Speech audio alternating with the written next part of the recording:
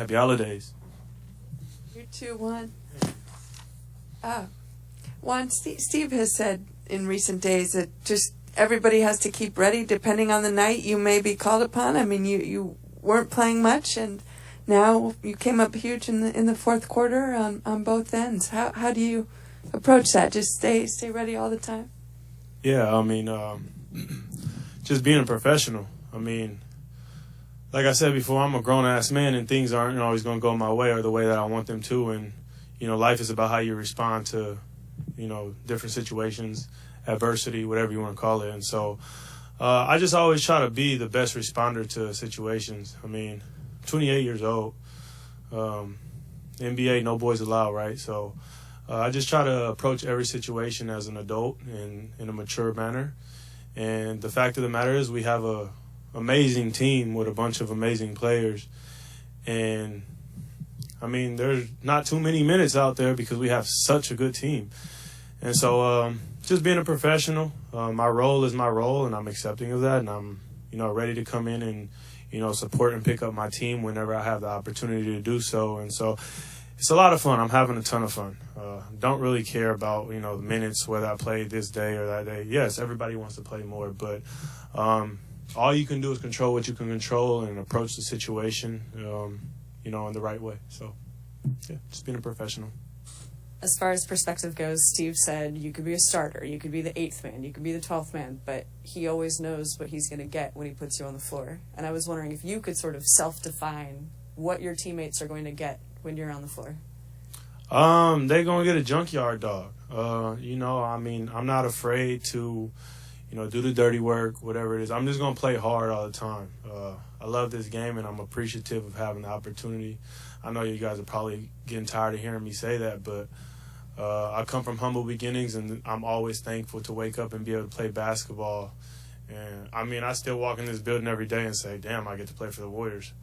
And I'm always reminded about my family and my friends, because we were all fans of this team, so they're always reminding me of how, special my opportunity is. And so, I just play hard whenever I get the chance to play basketball because it's the best job in the world.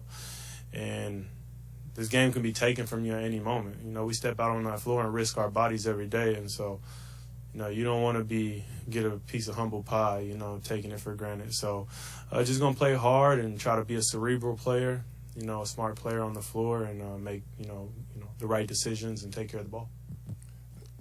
Two-part question, Juan. First part. You said that you watched in the first half. It was kind of a low-energy first half for you guys. Second half, things picked up in a hurry. When you go in the game, what's your mentality when you watch something like that? That's the first question. The other question is, those explosive moments in the fourth quarter, how'd that feel for you? To answer the first part of your question, I just try to come in and make some plays, get some easy buckets, make the right plays, and that's how the game will flow. I try to get stops defensively. I know I'm not, on the level Draymond is defensively, but I try to follow in his footsteps, and I try to be an anchor out there defensively, being able to switch 1 through 5, being able to guard all the positions, and so it's easier to get your offense flowing when you're getting stops defensively. So that's what I try to do. I try to, be a defensive anchor, or at least try to get there. To answer the second part of your question, it's amazing, man. Like I said, y'all probably getting tired of hearing the same stuff, but I've been on both sides. I've been, a fan out there screaming and cheering for the guys, and then, you watch GP make all these, exciting plays all in the beginning of the season. And so just to be able to be a part of that and be a part of the ambiance here at Chase, part of Dub Nation, and then to come back from down whatever it was, 16, 19, and then win by 20, that's exciting, man. It's just, what a time to be alive, man. I love playing for this team. I love playing with these guys. I love playing at Chase. So, like I said, y'all probably getting tired of hearing me say it, but I'm just happy to be here. Did you know Otto Porter could shoot it like this before he got here? More or less. I didn't know he was shooting it like that. I've been knowing of Otto. We played against each other in college. He played at Georgetown. I played at Marquette. So I knew, what he was capable of. But, man, splash cousin, splash nephew, whatever y'all want to call it, he's one of them. So it's exciting to play with guys like that.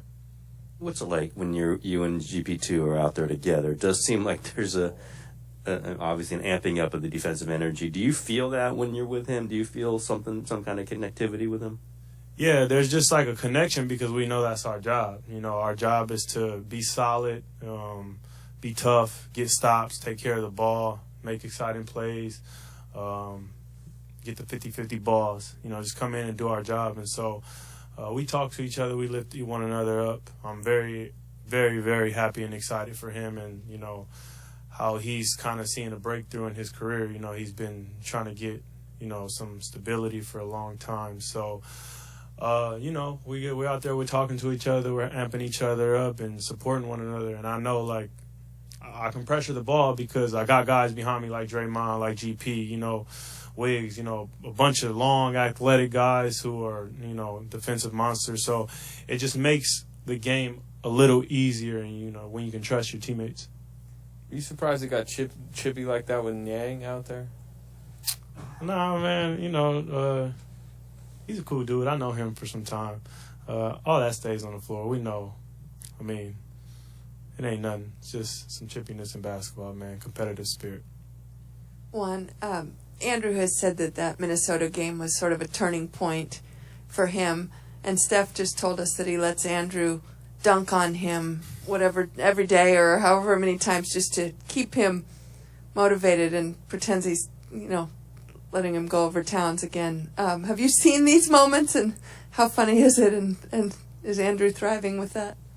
Yeah, I hear them talking about it a lot. I'm extremely happy and excited for Wiggs. I mean, I've been telling him since we came to the Warriors at the same time, and I've been telling him, that's what I tell him before every game.